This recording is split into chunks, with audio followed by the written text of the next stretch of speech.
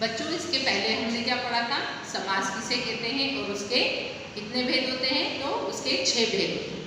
अब हम एक एक करके उसके भेद देखते हैं। देखो सबसे पहले है अव्ययी भाव समास। अब बच्चों इस समास के नाम में एक शब्द आपको दिख रहा है अव्यय, ठीक है, इसी से बना है अव्ययी भाव समास।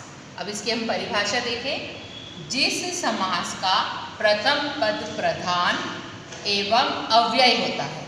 अब बच्चों मैंने 2 शब्द यहाँ पे प्रयोग किए हैं, प्रधान और अव्यय। अब इसको हम कैसे समझेंगे, तो देखो पहले अव्यय समझ लो। अव्यय शब्द किसे कहते हैं आपको पता है ना, वे शब्द जिनमें लिंग, वचन और कारक के कारण कोई परिवर्तन नहीं होता है, उसे हम अव्यय शब्द कहते हैं। देखो जैसे प्रति है ना, अब इस शब्द का मैं प्रयोग जैसे क्लास में मैं आई एक दिन और मैंने सारे बच्चों से बोला, बच्चों प्रति छात्र आपको 10 रुपये कलेक्ट करना है ना, जैसे हम किसी चैरिटी में दे रहे हैं। तो मैं क्लास में आई और मैंने बोला बच्चों प्रति छात्र 10 रुपये देना है। अब उसमें से एक लड़की उठी, उसने मुझसे पूछा मैम कितने रुपए देना है। अब देखो फिर से मैं क्या बोल दूँगी, प्रति छात्रा 10 रुपये। अब देखो प्रति शब्द कैसा है, मैंने छात्र के साथ भी प्रयोग किया और छात्रा के साथ भी प्रयोग किया, यानी पुल्लिंग भी स्त्रीलिंग भी। फिर मैंने एक बच्चे को बोला प्रति छात्र 10 रुपये देना है और जाते जाते मैं पूरी क्लास को फिर बोल गई कि अरे प्रति छात्र 10 रुपये दे ही देना। तो मैंने प्रति शब्द बच्चों एक बच्चे के लिए भी प्रयोग किया और पूरी कक्षा के लिए भी, यानी बहुवचन। तो ये प्रति शब्द कैसा हो गया बच्चों, अव्यय, जिसमें लिंग, वचन और कारक के कारण कोई परिवर्तन नहीं हो रहा। दूसरी चीज एक और मैंने बोली प्रधान। अब बच्चों प्रधान का अर्थ क्या है कि क्या सिर्फ इसी शब्द का महत्व है, इसका कोई महत्व नहीं है? नहीं, ऐसा नहीं है। इसका अर्थ ये होता है बच्चों कि इस शब्द के कारण, प्रति शब्द के कारण मेरे इस पूरे पद का अर्थ स्पष्ट हो रहा है। कैसे, चलो अब जैसे मैंने आके एक बोला बच्चों दिन पढ़ाई किया करो, आप बोलोगे आज के दिन, कल के दिन, परसों के दिन कि इतवार के दिन। फिर मैं बोलूँगी बच्चों प्रतिदिन पढ़ाई कीजिए, तो आपको समझ में आ जाएगा कि हाँ हमें रोज पढ़ना है। देखो जैसे यथा शक्ति है ना, मैंने बोला ना प्रधान है। अब मैं बोलूँ बच्चों शक्ति अनुसार कार्य करो या शक्ति अनुसार करो, है ना। आप सोचोगे कि कैसे करना है, ज़्यादा शक्ति लगाना है, कम शक्ति लगाना है। मैं बोलूँगी बच्चों यथाशक्ति कार्य करो, मतलब जितनी आप में शक्ति है उतना कार्य करो। तो ये क्या हो गया बच्चों, एक तो अव्यय और प्रधान, ये हो गया हमारा अव्ययी भाव समास। देखो यथाशक्ति शक्ति अनुसार, प्रति क्षण प्रत्येक क्षण, यथाशीघ्र शीघ्रता से, आजीवन यानी जीवन भर, ठीक है। तो अव्ययी भाव समास में क्या याद रखोगे, प्रथम पद प्रधान है और अव्यय। अब हम दूसरा देखते हैं तत्पुरुष समास। तो जिस समास का दूसरा पद प्रधान होता है, अब याद रखना है बच्चों, है ना, जिस समास का दूसरा पद प्रधान होता है और दोनों पदों के मध्य विभक्ति होती है। आपने पढ़ी ना बच्चों, दोनों पदों के मध्य विभक्ति होती है। बच्चों आपने विभक्तियां पढ़ी है ना, कारक पढ़े हैं, कर्ता ने कर्म को करण से अपादान के लिए, है ना। तो इन दोनों पदों के बीच में क्या होती है बच्चों, विभक्तियां होती है। देखो जैसे देश प्रेम, अब इसको हम विग्रह करेंगे तो क्या हो जाएगा, देश के लिए प्रेम। अब देखो मैंने क्या बोला, दूसरा पद प्रधान, अब ये प्रधान ये है ना। अब मैं बोलूँ बच्चों सिर्फ देश, तो आपको समझ में आएगा क्या कि क्या देश के लिए प्रेम, देश के लिए गुस्सा, देश के लिए नफरत, नहीं। जब मैं बोलूँगी देश प्रेम यानी देश के लिए प्रेम, तो ये दूसरा पद प्रधान हो गया और के लिए विभक्ति हो गई।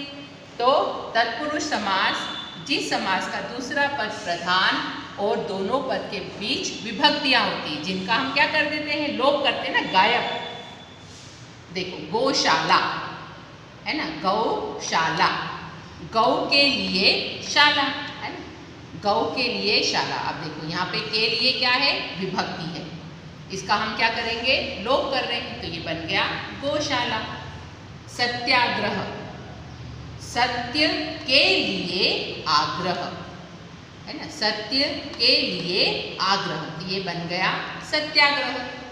गंगा जल, गंगा का जल, दही बड़ा पसंद है ना, बहुत, वेरी गुड। दही बड़ा, इसका विग्रह कैसे होगा?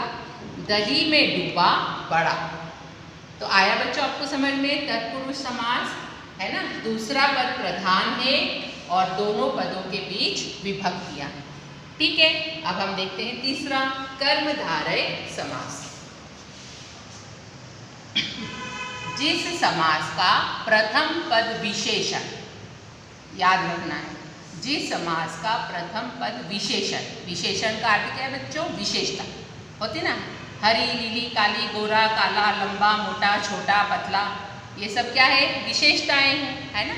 तो इसमें क्या होगा बच्चों? पहले पद में कोई विशेषता होगी, यानी विशेषण होगा, और दूसरा पद विशेष, यानी जिसकी विशेषता हम बता रहे हैं वह, तो उसको हम बोलते हैं कर्मधारय समास। तो जिस समास का प्रथम पद विशेषण और दूसरा पद विशेष्य हो, देखो मैंने आपको पहले बताया था ना, नील गगन, नील यानी नीला, नीला क्या है? एक विशेषता। किसकी विशेषता है बच्चों? गगन यानी आकाश की। तो नीला है जो गगन, नील गगन। नील कमल, नीला है जो कमल, कमल यानी वस्तु, उसकी विशेषता क्या है? नीला। हरी मिर्च, हरी है जो मिर्च, मिर्च की क्या विशेषता है बच्चों? की वह हरी है। महात्मा, महान है जो आत्मा, आत्मा की क्या विशेषता है? कि वह महान है। कमल नयन, है ना, कमल के समान नयन। अब बच्चों यहाँ पे नेत्रों की क्या विशेषता है? कि वह कमल के समान सुंदर है। जैसे हम बोलते हैं ना मृग नयन, है ना, जिसकी आंखें हिरण के समान हो, मृग के समान नयन।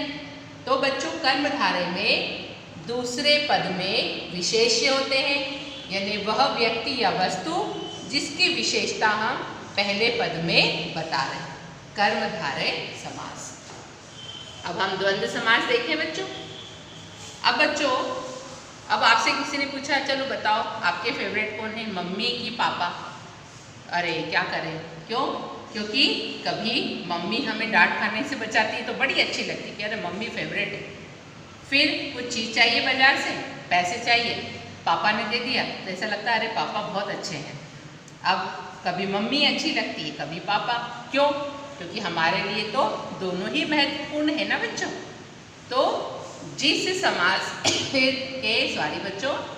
जिस समास के दोनों पद प्रधान होते हैं, प्रधान यानी महत्वपूर्ण होते हैं, और हमेशा याद रखना बच्चों इनमें बीच में योजक चिन्ह होता है। ठीक है, तो जिस समास के दोनों पद प्रधान होते हैं और दोनों पदों के बीच में योजक चिन्ह होता है, उसे हम द्वंद्व समास कहते हैं। जैसे मैंने अभी उदाहरण दिया था ना, माता पिता, माता और पिता, दिन रात, दिन और रात, दाल चावल, यदि मम्मी बोले बेटा आज सिर्फ दाल ले लो, चावल मत लो, या चावल ले लो दाल को छोड़ दो, तो बोलोगे नहीं मम्मी प्लीज़ दोनों दे दो, क्योंकि दोनों ही इम्पोर्टेंट है ना, महत्वपूर्ण है। दाल चावल, दाल और चावल, अच्छा बुरा, अच्छा और बुरा, पैंट शर्ट जरूरी है ना, पैंट के साथ शर्ट पहनना, शर्ट के साथ पैंट पहनना। तो जिस समास के बच्चों दोनों पद प्रधान होते हैं उसे हम द्वंद्व समास कहते हैं। अब बच्चों हमारे दो उदाहरण और बचे हैं, दो समास के भेद, उसको हम नेक्स्ट वीडियो में देखेंगे।